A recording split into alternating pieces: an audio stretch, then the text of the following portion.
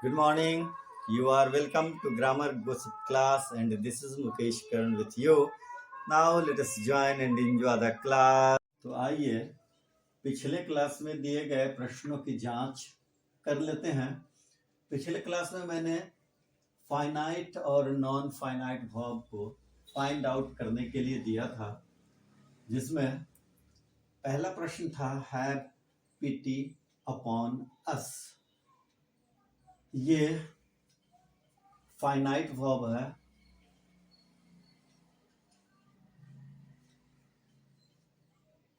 Imperative mood में है ना। ये फाइनाइट हो गया। दूसरा प्रश्न है they decided to attend the meeting. इसमें टू लगा हुआ है, ये नॉन फाइनाइट है। तीसरा I watched him go and return, ये भी नॉन फाइनाइट वर्ब है। लेकिन इसमें एक चीज देखना है कि इसके पहले, यहाँ गो के पहले टू नहीं लगा हुआ है, इसका मतलब वॉच बेयर इन्फिनिटिव लगा हुआ है। इसमें बेयर इन्फिनिटिव लगा हुआ है। दूसरा आई feel the cold air strike against my face, इसमें भी फील लगा हुआ है, ये भी नॉन फाइनाइट है, क्योंकि इसमें भी बेयर इन्फिनिटिव लगा हुआ है। अगर विदाउट बेयर इन्फिनिटिव के होता तो इसमें I feel the cold air, तो यहाँ लगा होता to strike against my face, लेकिन इसमें फील बेयर इन्फिनिटिव है, इसीलिए यह भी नॉन फाइनाइट है। पांचवा प्रश्न है did you remember to post the letter, इसमें टू लगा हुआ है, ये भी नॉन फाइनाइट है।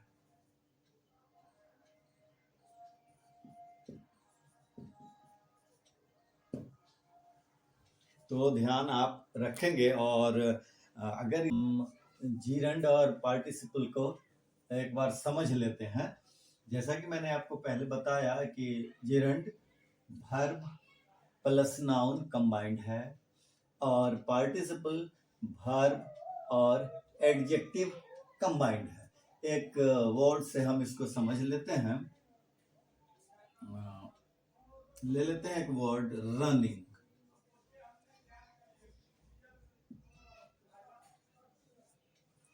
अब ये V4 है, जैसा कि मैंने आपको पहले ही बताया कि जीरंड और पार्टिसिपल दोनों V4 होते हैं। पार्टिसिपल के और भी काइंड्स हैं, ये प्रेजेंट है जिसकी हम अभी चर्चा कर रहे हैं। इसके पास्ट और परफेक्ट पार्टिसिपल दोनों होते हैं, जो हम आगे इसकी चर्चा करेंगे। एक वर्ड मैंने ले लिया रनिंग। अब इसको हम देख रहे हैं कि एक ही वर्ड दोनों तरफ कैसे अलग अलग हो जाता है। अब रनिंग, इसको एक बार फिर से लिखें यहाँ,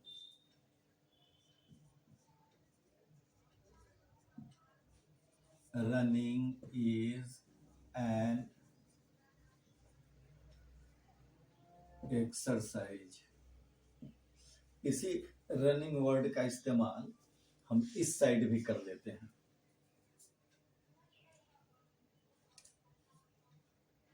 I see a running boy every day। अब इसमें देखा जाए कि दोनों में भी फोर लगा हुआ है, ये भी फोर लगा हुआ है।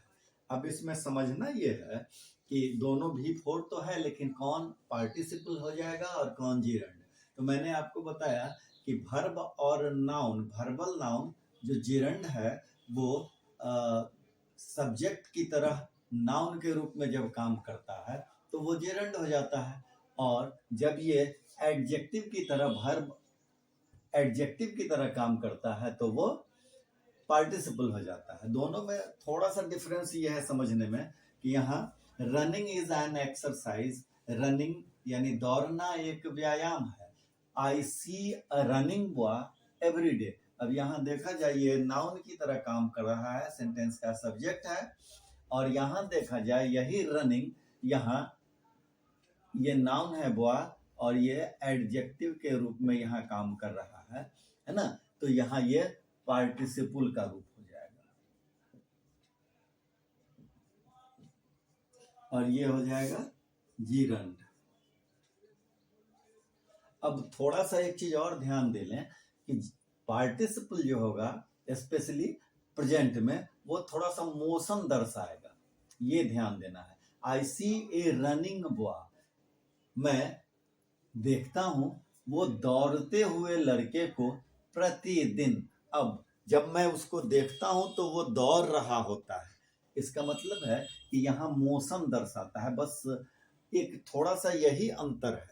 और दूसरा अंतर ये कि जब वो एडजेक्टिव की तरह दिखने लगे, नाउन की तरह नहीं, तो आप समझेंगे कि ये पार्टिसिपल है और प्रेजेंट। पास्ट की चर्चा हम आगे करेंगे। तो इस प्रकार आप समझ गए होंगे कि जेरंड वर्बल नाउन है और ये वर्बल एडजेक्टिव है, और ये एडजेक्टिव की तरह काम करता है, यानी पार्टिसिपल एडजेक्टिव की तरह काम करता है, लेकिन इसमें मोशन प्रतीत होता है, इसमें मोशन प्रतीत नहीं होता है। और हम आपको आगे बताते हैं कि किन किन कंडीशन में जेरंड का प्रयोग होता है और कहाँ कहाँ पार्टिसिपल का। अब आप इसको इस रूप में समझ सकते हैं। एक पहला मैंने एग्जाम्पल दिया है, as subject, as a subject walking is good for health. अब वॉकिंग देखिए ये सेंटेंस का सब्जेक्ट के रूप में काम कर रहा है ना, तो ये सब्जेक्ट की तरह प्रयोग किया जा सकता है। चिल्ड्रेन लाइक पेंटिंग, यहाँ देखिए ये ऑब्जेक्ट है के रूप में काम कर रहा है, ये वर्ब का ऑब्जेक्ट है पेंटिंग के रूप में, यह देख लीजिए ये बिफोर है लेकिन ऑब्जेक्ट के रूप में काम कर रहा है। He is fond of reading books. अब देखिए यहाँ फॉन्ड ऑफ प्रीपोजिशन, अब प्रीपोजिशन का ये ऑब्जेक्ट के रूप में काम कर रहा है, आपने देख लिया। रीडिंग ये भी यहाँ बिफोर है। और चौथा आप देख सकते हैं इसका यूज, जैसे मैंने एग्जांपल लिया है, सीइंग इज बिलीविंग, यहाँ ये सब्जेक्ट की तरह है और यहाँ ये सब्जेक्ट का कंप्लीमेंट की तरह है, यानी सब्जेक्ट को ये पूरा कर रहा है। तो आप इस प्रकार देख सकते हैं कि इस चार कंडीशन में, यानी सब्जेक्ट की तरह, ऑब्जेक्ट की तरह, ऑब्जेक्ट ऑफ प्रीपोजिशन की तरह और सब्जेक्ट के कंप्लीमेंट की तरह भी इसका प्रयोग होता है। तो अब हम लोग पार्टिसिपल पर विचार करते हैं।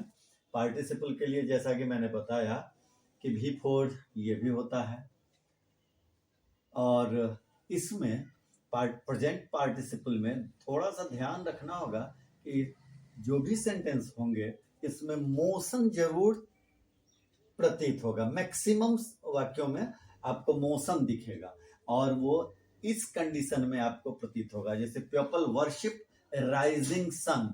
अब यहाँ नाउन है, अब यहाँ ये राइजिंग दिया हुआ है, इसका मतलब ये एडजेक्टिव के रूप में काम कर रहा है। तो ये हमको पता चल रहा है इससे कि ये पार्टिसिपल, ये राइजिंग सन एडजेक्टिव के रूप में प्रतीत होता है। यानी पहले मैंने बताया कि ये वर्बल एडजेक्टिव है लेकिन मैक्सिमम ये एडजेक्टिव ही प्रतीत होता है। तो इस कंडीशन में यानी एडजेक्टिव के रूप में दिख सकता है। उसके बाद द स्टोरी इज इंटरेस्टिंग।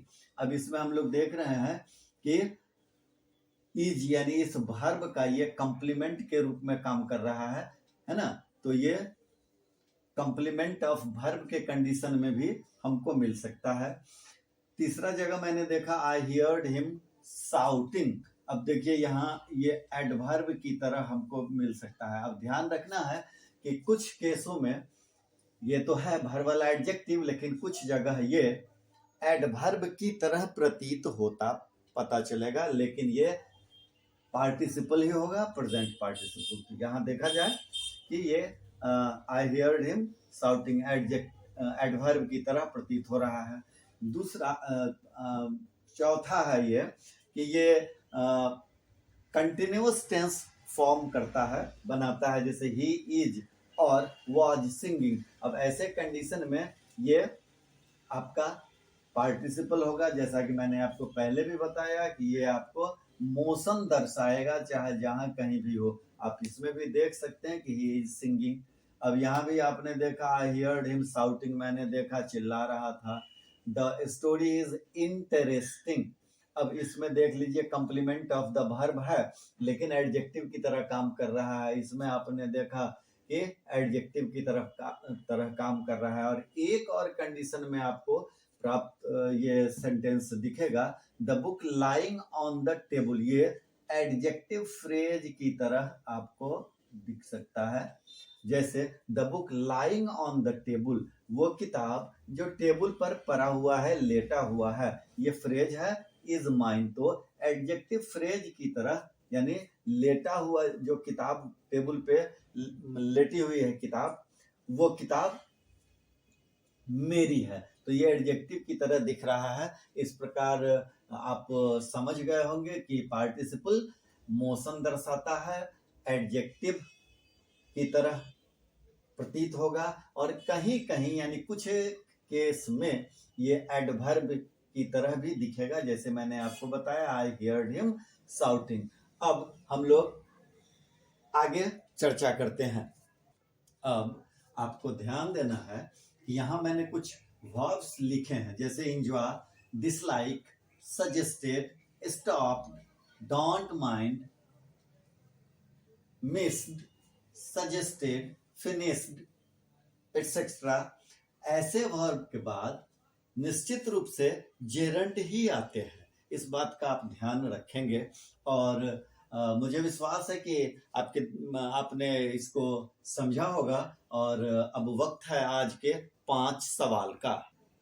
चलिए, तो ये रहा आज के लिए आपका 5 सवाल। और ये पहला सवाल है ही केम लाफिंग, दूसरा है I saw a crying child, तीसरा है he was praised for saving the child, चौथा है don't mind standing in a Q, पांचवा है the police denied using force. ये पांचों प्रश्न के उत्तर आपको अगले क्लास में मिल जाएंगे। Thank you.